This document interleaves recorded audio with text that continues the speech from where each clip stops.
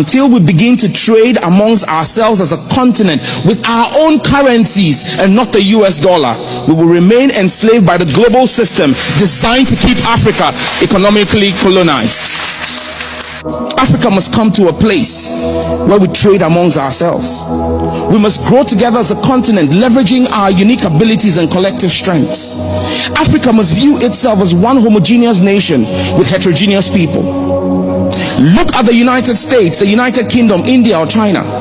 These countries are literally continents that have developed different capabilities in different regions.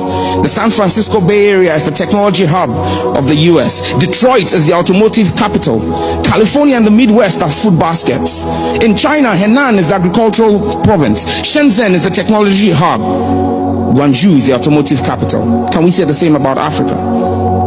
Can we have an Africa that gets its grain and livestock from the Eastern African bloc and not from Europe or South America? Can South Africa become our primary automotive and military hardware supplier for the continent? Can all of Africa's tea, coffee, and ICT services come from Kenya, whilst Ghana and Ivory Coast produce all our fintech, gold, cocoa, and salt needs? Why should Nigeria not offer us the rice, sugar, cassava, and crude oil that Africa needs? Should we not get our mineral deposits and cement from the north of Africa? Why have I asked these questions?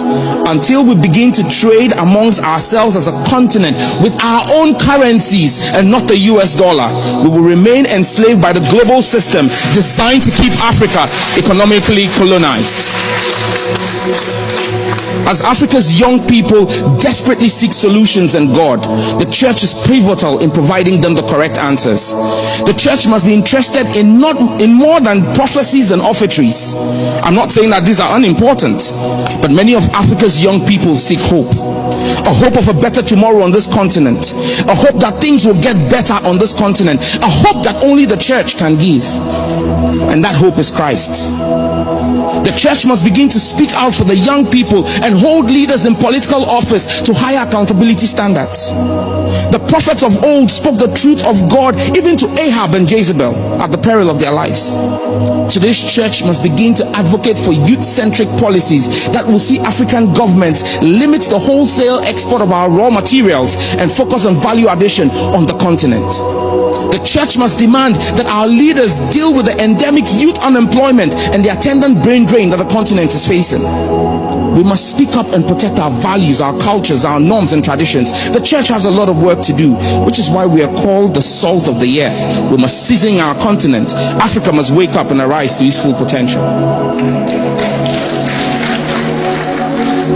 I have championed a crusade in my beloved Ghana to protect our cultural values with some of my colleagues in parliament against the scourge of homosexuality that has been championed by some Western influences. It has come to me at a steep cost, but is nothing compared to what Apostle Paul, Peter, and James had to pay to spread the gospel. The innocence of our children and the next generation is non-negotiable. We cannot fail as parents to fight with all we hold dear for the right to educate our children in a manner that we parents and legal guardians deem fit. That is our right and does not belong to any school board, any lobbyist group, or any government. The content of our children's curriculum must be acceptable to us and not a multinational organization like the African countries have immense potential to boost their economies and improve the livelihoods of their people through increased inter-African trade. But why is this so crucial? Let's break it down. First up, economic diversification. Many African countries rely heavily on exporting raw materials. By trading with each other, they can diversify their economy. This means moving from raw materials to manufacturing and services, creating a more stable economic environment. Second, market expansion. Africa's population is over 1.3 billion people. That is a massive market. When African countries trade with each other, they can reach more consumers, leading to greater production, lower cost, and more competitive products. Third, job creation. Increased trade can drive industrialization. Factories, farm, and tech hubs, all these need people to run them. More trade means more job, especially for the youth, reducing unemployment rate. Fourth, infrastructure development. To facilitate trade, countries invest in roads, ports, and communication networks. This does not just help trade, it benefits everyone by making it easier to travel, communicate, and do business. Fifth, political and economic integration. Trading builds strong ties between countries. This can lead to greater political stability and collaboration on important issues like security, health, and education. Sixth, utilization of regional resources. Africa is rich in diverse resources. Some countries have oil, others have minerals, fertile land, or skilled labor. By trading, they can each focus on what they do best and trade for the rest.